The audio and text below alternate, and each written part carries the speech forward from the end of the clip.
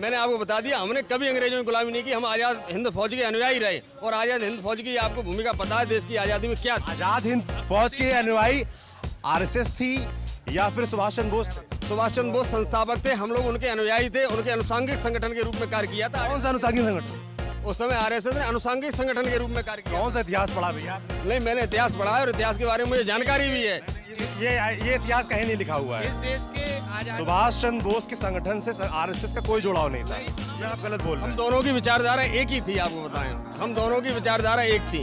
आपको पता है? पता है ना आप सबको?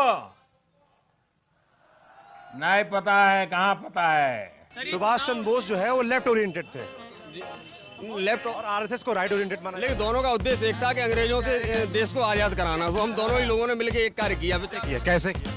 हमने लेखनी के माध्यम से, आरएसएस के लोग प्रचार के माध्यम से, कितनी माध्यम से? मुझे एक बड़े लेखक का नाम बताइए।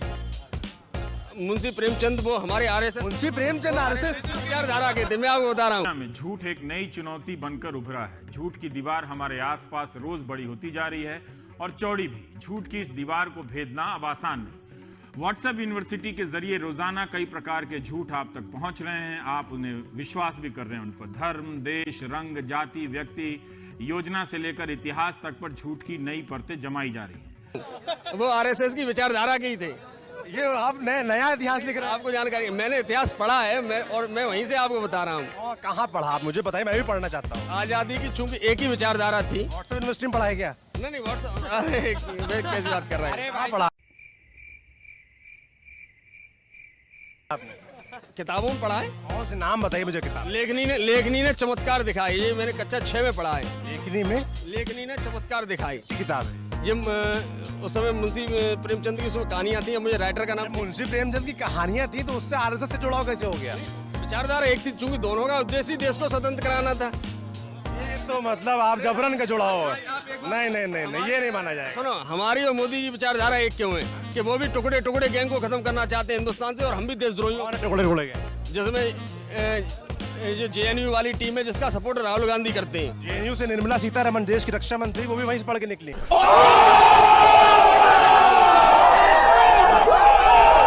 उनके बारे में क्या बोले? उनके संस्कार हैं। आप देश की पहली महिला रक्षा। आप कह रहे हैं कि जेएनयू वाले टुकड़े वाले हैं, अब आप कह रहे हैं कि नहीं वो उनके संस्कार अच्छे हैं। जो इस समय जो अब देश में शिक्षा चल रही है वो लेफ्ट और कम्युनिस्ट वाली चल रही है। 5 साल सरकार आपकी है, तो क्यों चल रही है फिर?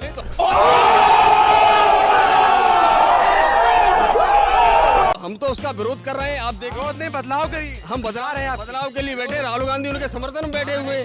कौन? राहुल गांधी। क्या राहुल गांधी? उमर खालिद के सपोर्ट में गए। उमर खालिद जेल में क्यों नहीं, बाहर क्यों है? वो जेल में इसलिए नहीं है कि इन जैसे लोग उसको बचाने का कार्य कर रहे हैं। उसकी सरकार आपकी, सारी एजेंसी आपकी है, क्यों बाहर है?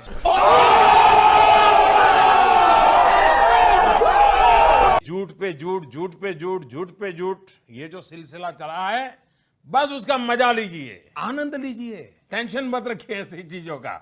आपसे मेरी विनती है, अपनी जगह पर खड़े होकर के दोनों हाथ से ताली बजा करके और जोर जोर से बोलो